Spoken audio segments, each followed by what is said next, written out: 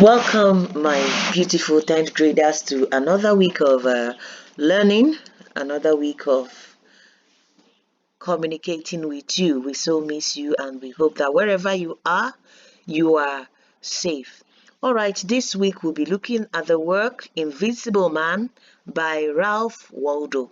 Invisible Man by Ralph Waldo. I believe you have your text right there at home, but please, if you don't, kindly go on Wattpad on your device and download this book, okay? Go on Wattpad and download this book. Is that okay?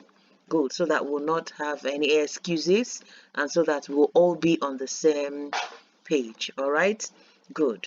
Having said that, let us go to our focus for the day.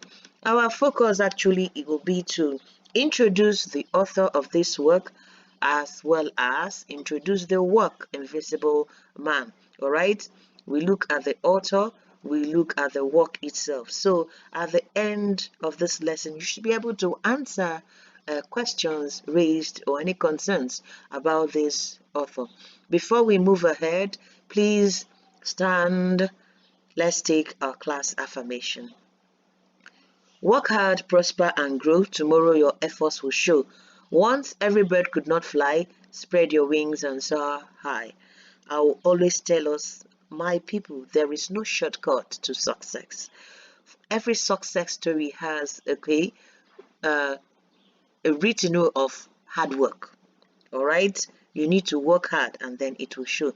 Permit me to use this medium to encourage each and every one of you that has been faithful, that has been diligent during this online class. Kene, Kosife, Ezine, McHenry, please keep it up, all right? Don't stop, keep it up. And then encourage your friends that have not yet come on board to do so. What are they waiting for? See, this online thing has started. It's not going to stop, okay? We'll run with it. So encourage as many as you can, as much as you can, to come on board. Is that okay? Now let's take a quick check and move on to what we have for the day. All right. Have you ever felt unappreciated? Have you ever felt used, exploited by someone else? Or have you ever felt like, you're doing your best, yet you seem so unnoticed, invisible per se? Okay, I'm just trying to give us a small peek of what our protagonist in the work we are going to study felt like. I'm sure most of us at some point in our lives must have felt this way, okay? We must have felt maybe we seem so unnoticed, so unappreciated, or the attention we get is not commensurate to what we put in. That is exactly how our protagonist in this work that we're going to study felt. But if you have, take a look at the little insert I made there. I wrote 12 things to remember, okay? And I think it also worked for our protagonist. Number one, the past can be changed. That's why it's called the past, okay? Opinions don't define your reality. Whatever opinion someone has about you, it's not what is going to define your reality. You have the power to make your decisions. It's in your hands, all right? Everyone's journey is different, just as we are different. Judgments are not about you, all right? Overthinking will lead to sadness. Happiness is found within. Your thoughts affect your mood. Smiles are contagious. Kindness is free. And of course, it's okay to let go and move on. It's not easy, but it's very okay to let go and move on. And what goes around comes around. Things always get better with time.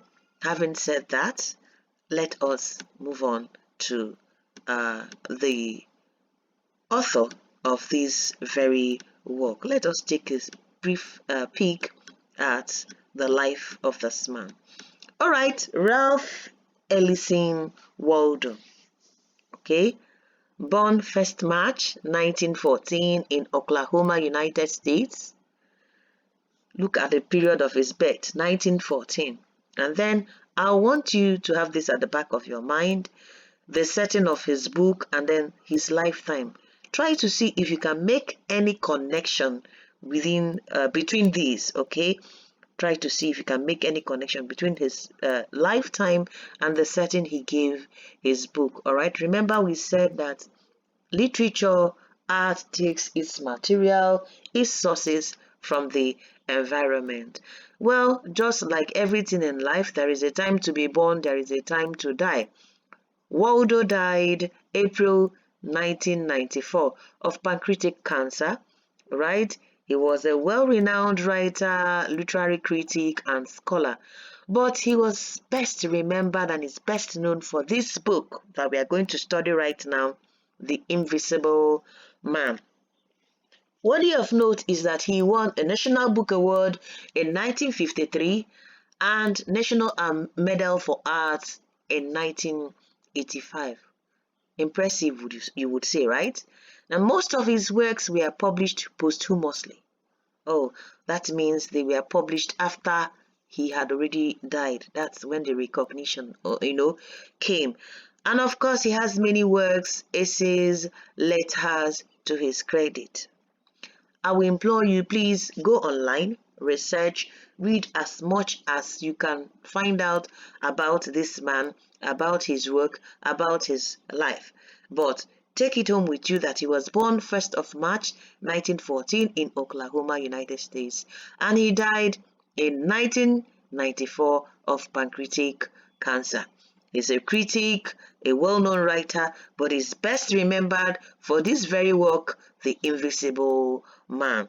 And he has 1 or 2 awards to his accolades, okay? Moving on. Let's check the book itself, The Invisible Man. You need to, have a little background knowledge about this book. It will help you in your studying.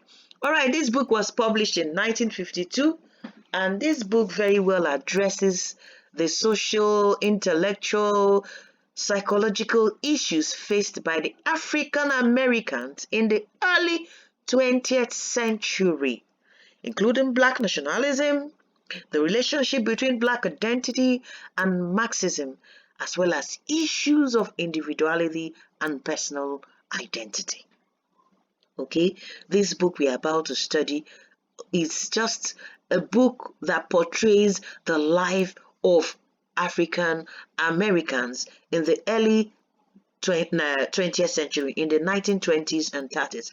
If you're conversant with your history, if you watch movies, you will notice or you'll be quick to recall that that period witnessed a whole lot of unrest, a whole lot of activism, because the Black Americans were subjugated, they were relegated, they were depressed, even after America has been declared a free state, but all manner of things still continued going on, both subtle and both very in serious measures, okay? So this is one of the books that portrays reality of the life of the African American in the early 20th century. Now, it might interest you to know that this book took Ralph Waldo 5 years to write. 5 good years. And it was worth it because this book won the U.S. National Book Award for Fiction in 1953. And this book we are about to study was ranked 19th on the list of 100 best English language novels from the years 1923 to 2005. So you see, it's a classic, in as much as that we know this is his only published novel, but it's a novel that remains a masterpiece. Permit me to say that I am waiting for you to publish your own novel that will become a masterpiece. This book, Invisible Man, is classified as a build on Grossman. A build on Grossman. Let me explain that.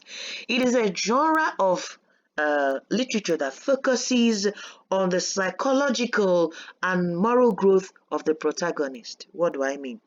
Any work of art that estrays x-rays the life of the protagonist, shows you what it is or what it was from the beginning, from the early stage down to development or up to adulthood, is considered a build on Grossman.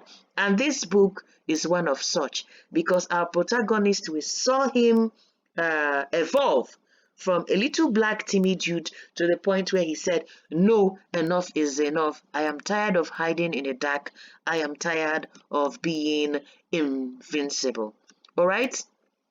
Okay, let's take a little look at the storyline.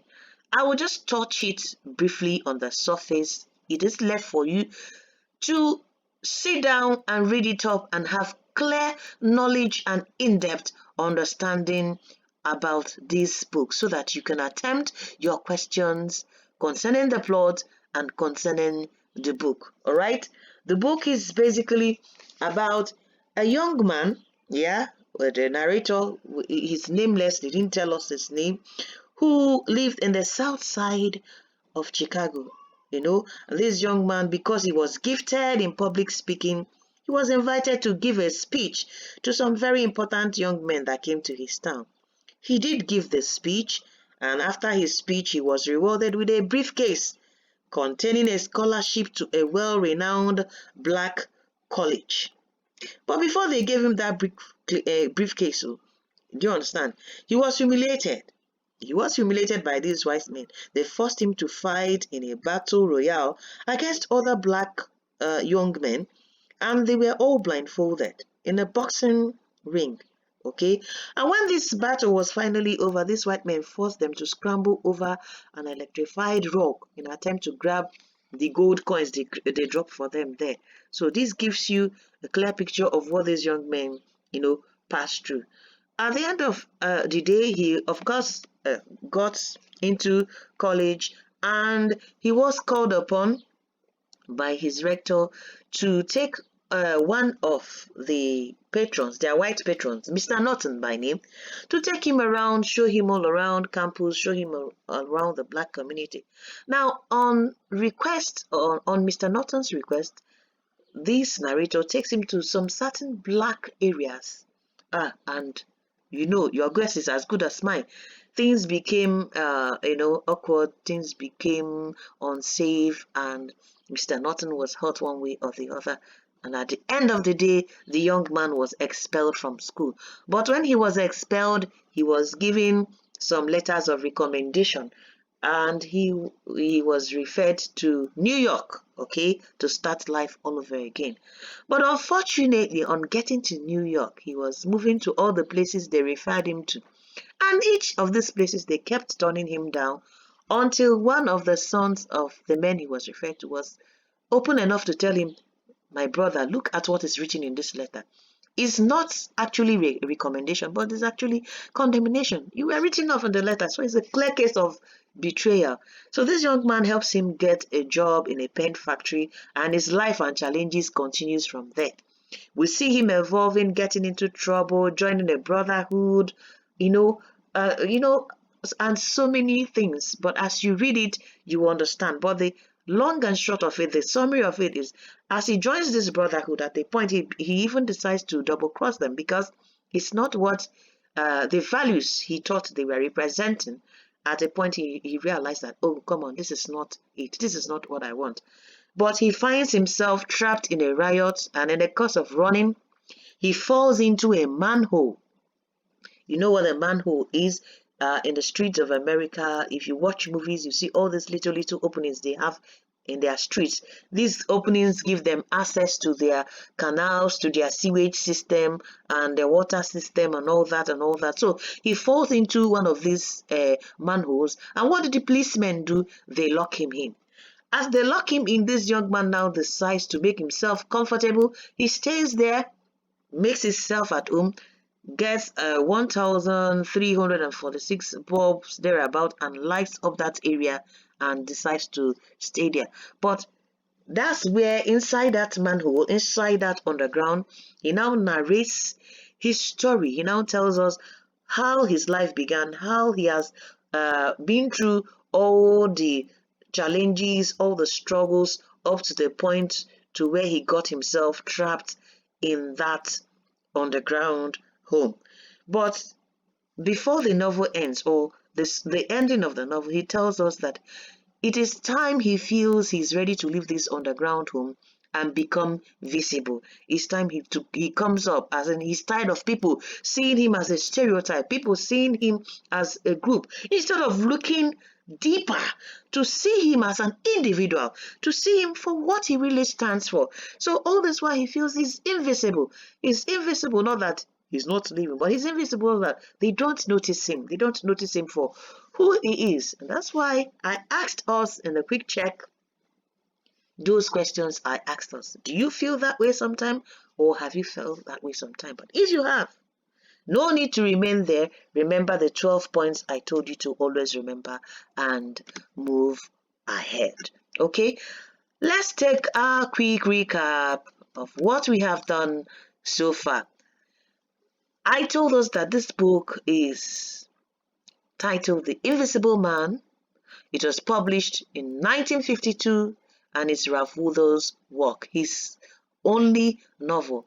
Ralph Waldo did this Invisible Man and it won him a national award.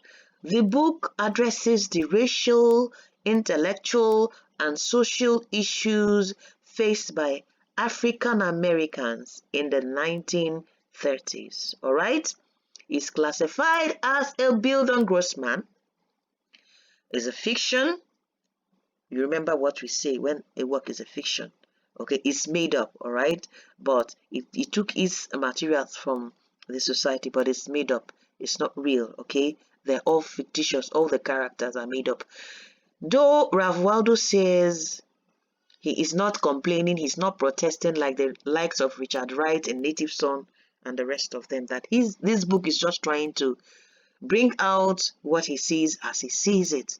A lot of people feel, on the contrary, they feel, oh, come on, it's still a book that talks about black oppression, black mitigation, black depression and subjugation, as the case may be. Okay, my dear ones, having introduced this book and the author, I guess and believe that at this point you should answer the questions. You should be able to answer the questions I put up in your activity section. So get the book, start reading it, because the next thing we are going to move into is to discuss the messages treated in this book by Ralph Waldo. Okay? Stay safe, stay calm, don't stop learning. Don't stop growing. Okay? Encourage some of your friends that are not yet on board to come on board. Help is always available when you need it. I still remain your friend and I miss you so dearly. Till I come your way again next time. God bless you.